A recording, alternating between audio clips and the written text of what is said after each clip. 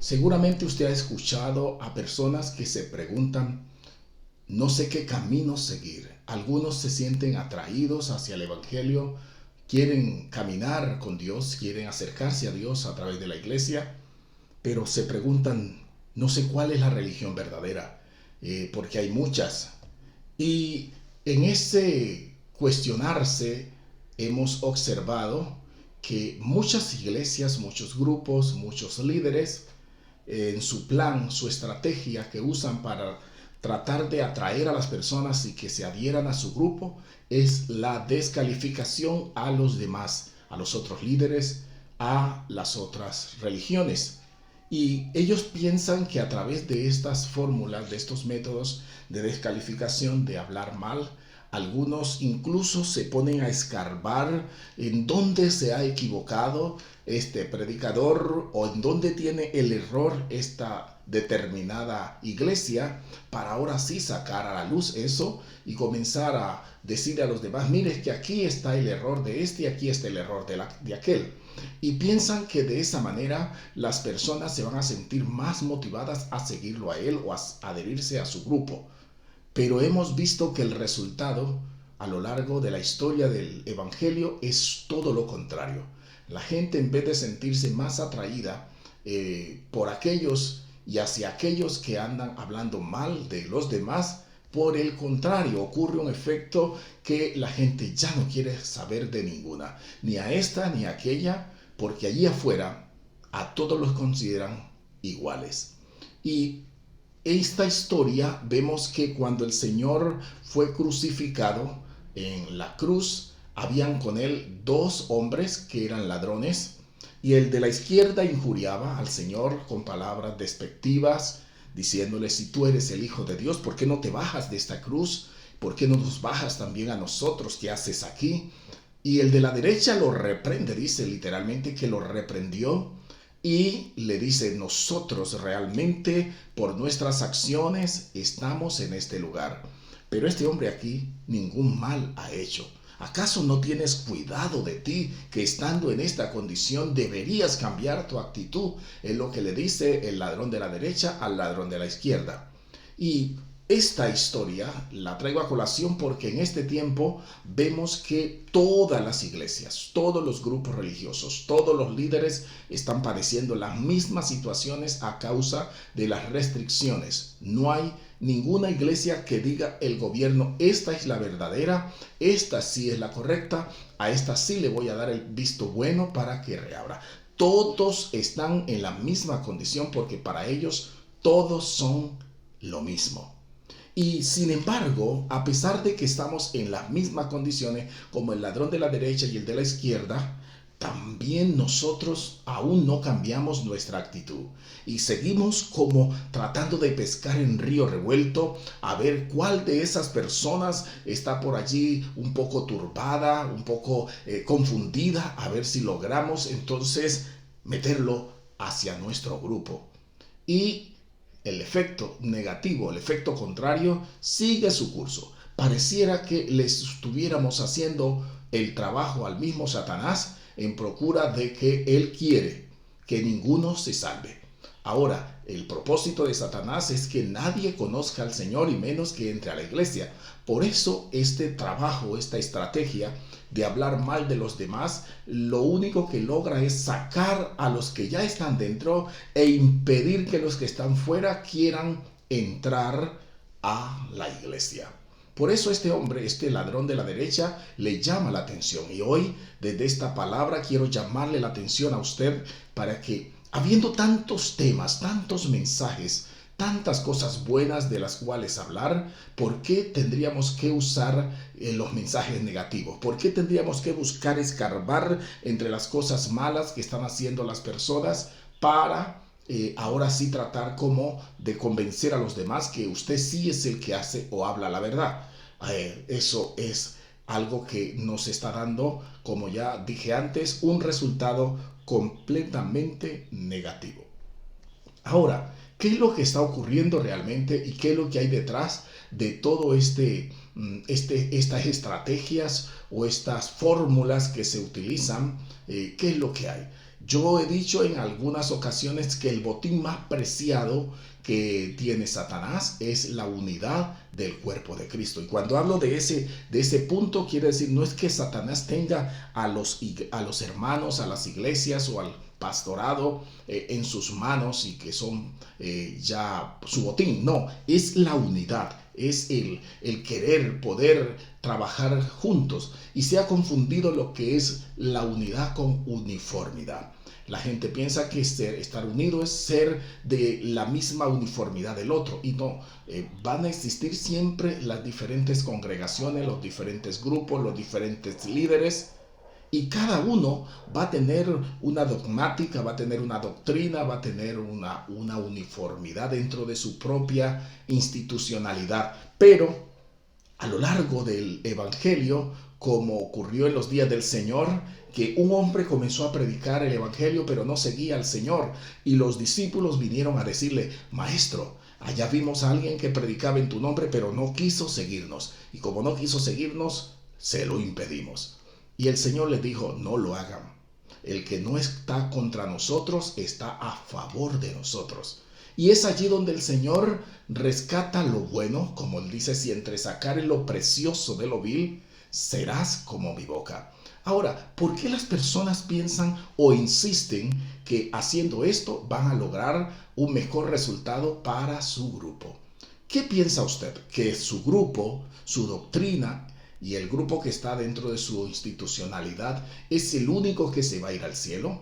La Biblia dice que en el libro de Apocalipsis que Juan tuvo una visión y vio que en el cielo los salvados eran millones, de toda lengua, de toda tribu, de toda nación. Y usted observe cuántos años lleva su doctrina o cuántos años lleva su religión, cuántos años tiene su pastor o su líder en el ministerio, su grupo religioso. ¿Cuántos años? El Evangelio, desde que vino el Señor a establecerlo, tiene más de 2000 años, y dentro de ese tiempo ha tenido muchas variantes, muchas modificaciones y formas que han variado de un periodo a otro. Pero el Dios Todopoderoso, es el mismo. Y de toda lengua, de toda tribu y de toda nación han de salvarse las personas, porque el Señor no vino por su grupo ni por su líder. El Señor vino por el mundo entero. La Biblia dice que de tal manera amó Dios al mundo que ha dado a su Hijo unigénito, para que todo aquel que en él cree no se pierda. ¿Qué hay detrás de todo esto? Como pregunté hace un momento. La palabra del Señor nos dice en el libro de Jeremías, capítulo 6, versículo 16. Así dice el Señor, dice allí: paraos en los caminos y mirad, y preguntad por las sendas antiguas cuál sea el buen camino, y andad por él, y hallaréis descanso para vuestra alma. El camino correcto, ¿cuál camino? Es el que nosotros debemos seguir. Y el Señor le está recomendando al pueblo de Israel: deténganse, ustedes no están bien, ustedes andan confundidos, andan dispersos, andan divididos. Ustedes tienen que detenerse, hacer un alto y pregunten cuál es la mejor fórmula, cuál es el mejor método para poder hallar el descanso para su alma. Y estas personas de ese momento dijeron: nosotros no queremos. Gloria a Dios. Ahora, en tiempos de hablar de la división o hablar de lo que es el diferente lenguaje, la parte de esta división, nosotros encontramos que ha sido usada tanto en el mundo espiritual como en el mundo físico. Y después del diluvio, allí la palabra del Señor nos habla en el capítulo 11 del libro de Génesis que los que salieron de la multiplicación de los hijos de Noé llegaron a una planicie y decidieron construir una ciudadela en ese lugar.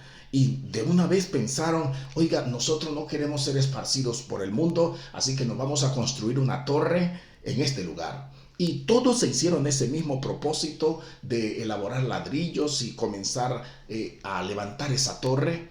Y Dios miró desde el cielo que el propósito del hombre era uno solo, y todos tenían una misma lengua, todos hablaban lo mismo. Por lo tanto, dijo el Señor, estos no van a desistir de su propósito y van a lograr lo que se han propuesto.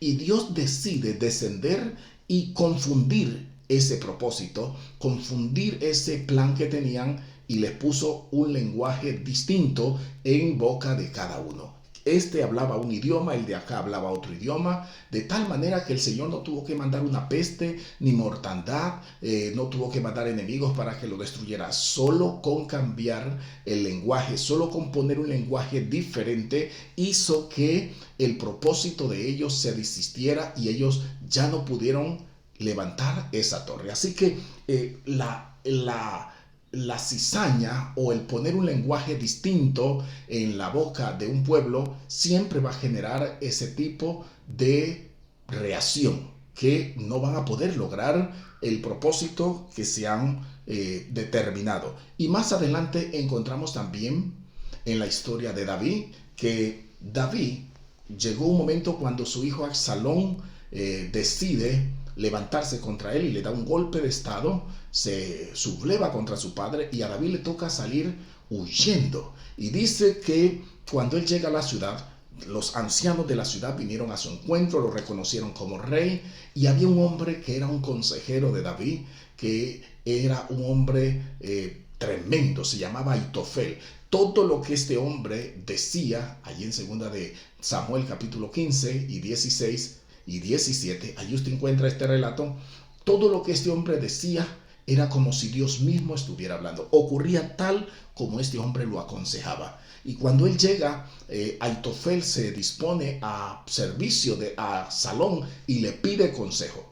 Y asimismo le fue dicho a David que Aitofel se había unido a la conspiración de Absalón. Y dijo David, Dios mío, entorpece el consejo de Aitofel, porque sabía que si Aitofel le aconsejaba al hijo Absalón, la muerte de David sería inminente. Y David invoca a Dios y le dice, Señor, entorpece el consejo, no permitas que el consejo de Aitofel se cumpla. Y llega a David, le sale al encuentro otro gran consejero que era Usai. Y Usai le dice, Señor, yo estoy contigo, yo quiero seguirte. Y le dice David, oye, no, tú no puedes seguirme, tú me serías una carga. Me servirías mejor si te metieras allá entre los consejeros de Absalón. Vete y hazte pasar como un fiel seguidor de Absalón, para que cuando él te pida consejo, tú puedas entorpecer el consejo de Absalón. Y Aitofel se fue y se puso al servicio, a Usai se fue y se puso al servicio de Absalón.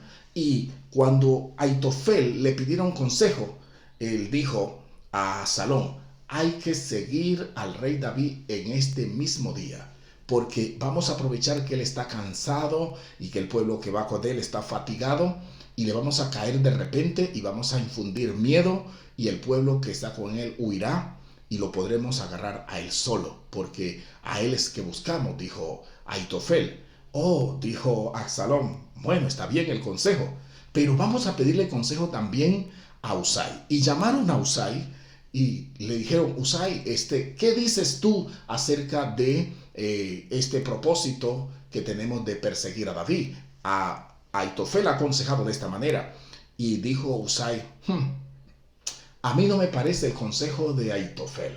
No me parece correcto, porque todos saben que David es un hombre de guerra. Y todos saben que los hombres que van con él también son guerreros y están en este momento heridos como una osa cuando le quitan sus cachorros. Además, David sabe que no debe dormir entre el pueblo. Así que si tú vas en este momento y caen algunos de tus hombres, todas las personas sabrán que Absalón ha caído delante de David. Y eso le pareció mejor a Absalón el consejo de Usai que el consejo de Aitofel. Pero en síntesis, lo que estaba ocurriendo no era que el consejo de Usai era mejor que el de Aitofel. El consejo efectivo era el de Aitofel. Pero el propósito de David fue plantar allí, entre los consejeros de Absalón, un espía, un consejero, para que confundiera el consejo de Aitofel y no pudiera lograr destruir la vida del rey David. Así que siempre en el mundo de la guerra, en el mundo de la política, en el mundo de la religión, en el mundo espiritual, en el mundo de las finanzas, va a haber este tipo de conspiraciones y va a haber este tipo de espías para poder confundir, distorsionar, entorpecer los planes correctos y lograr la desestabilización de una comunidad, de un pueblo, de una iglesia, de cualquier forma. Y aquí vemos que David, solo con sembrar un hombre entre los consejeros de Absalón, logró destruir, confundir el plan que le estaba aconsejando Aitofel a Absalón para destruir la vida de el rey David. De tal manera que nosotros observamos entonces cuán importante es que nosotros tengamos discernimiento.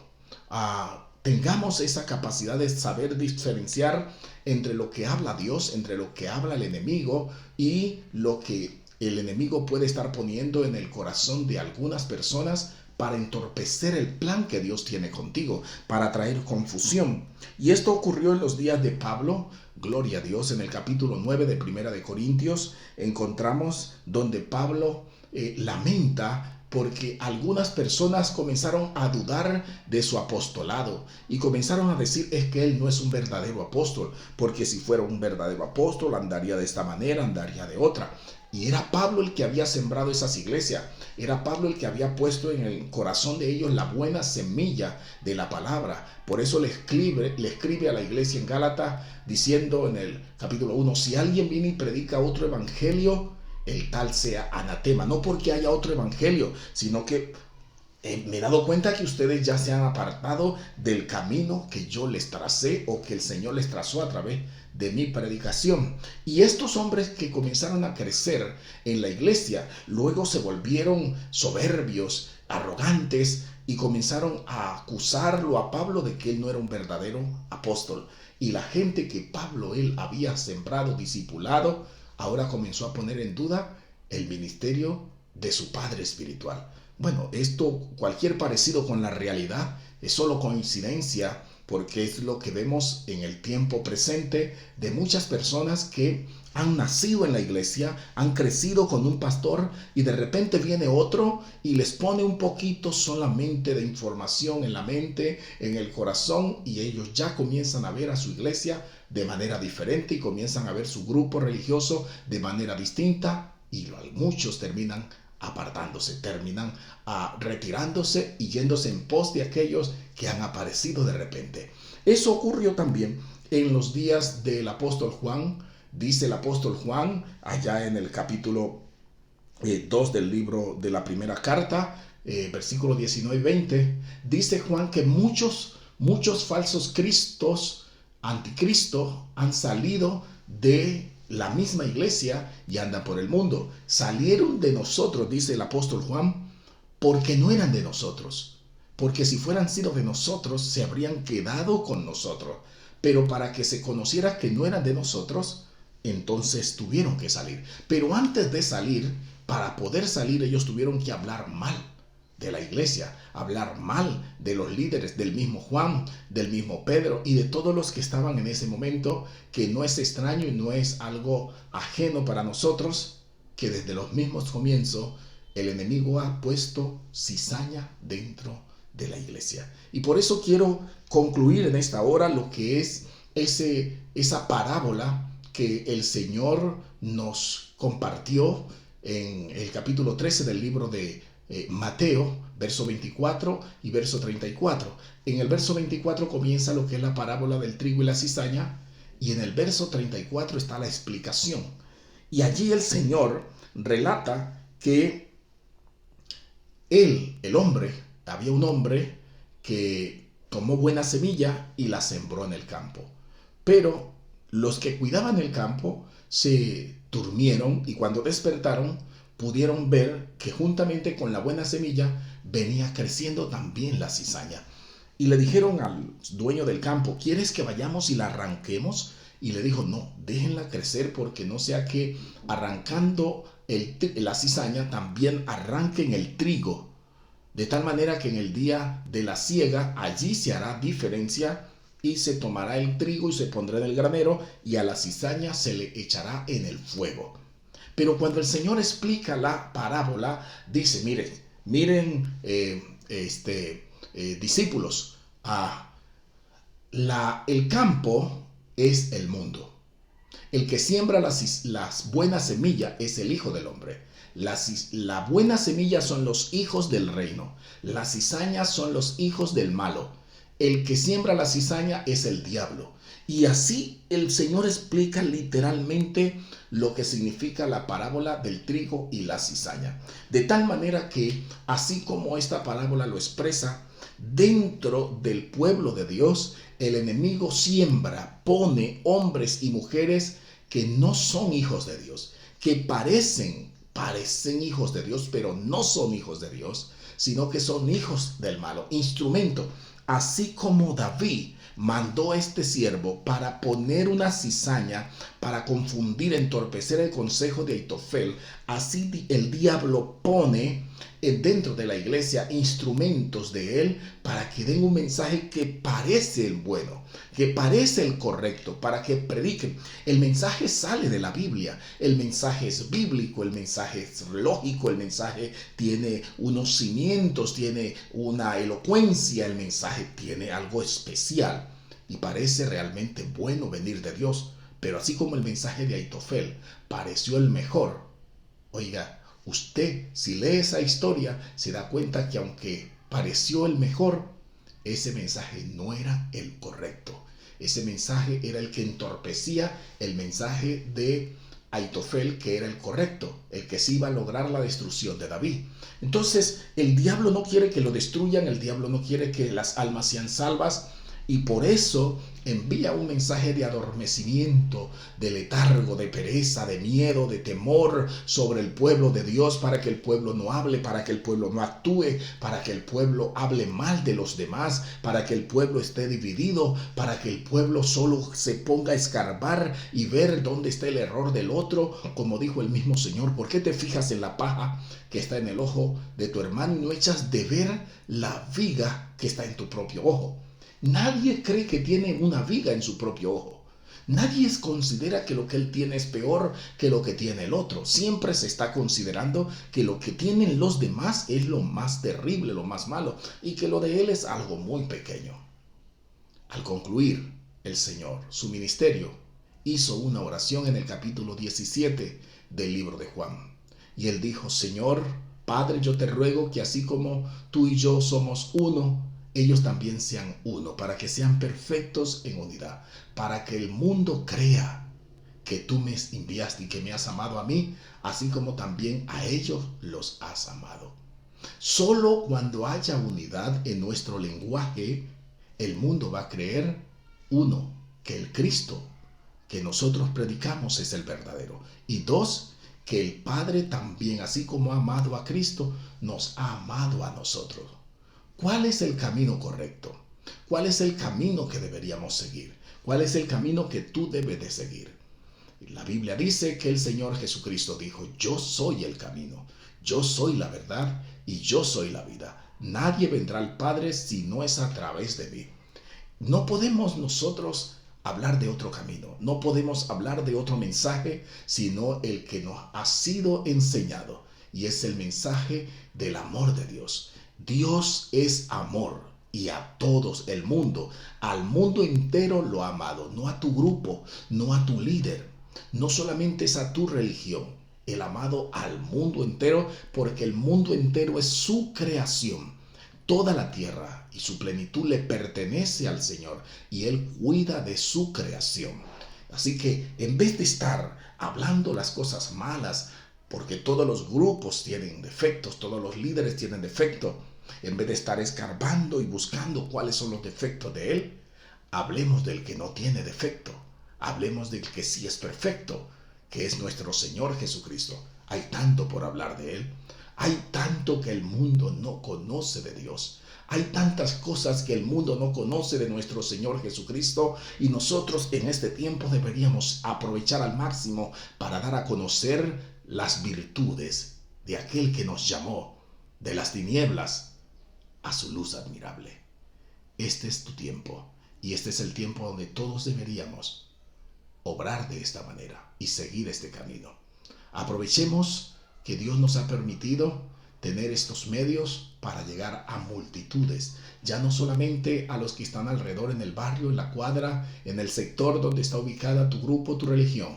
A través de estos medios podemos llegar al mundo entero, pero démosle a conocer al mundo entero el verdadero Dios, el Dios verdadero, el Dios que hizo los cielos y la tierra, el Dios que ha amado a todos por igual, el Dios que ha creado un cielo nuevo y una tierra nueva, donde han de morar no solamente cientos, no solamente los 50 o los miles que están en tu grupo o los 2 o 3 millones que hacen parte de tu grupo. Son millones de millones. Así que tu grupo no va a poder llegar a todos. Será imposible. De tal manera que entonces en esa nueva tierra, en ese cielo nuevo, habrá gente de otros grupos. Y esos otros grupos hacen parte también del mismo reino. Este es el tiempo para que nosotros hablemos de unidad, aunque no tengamos uniformidad.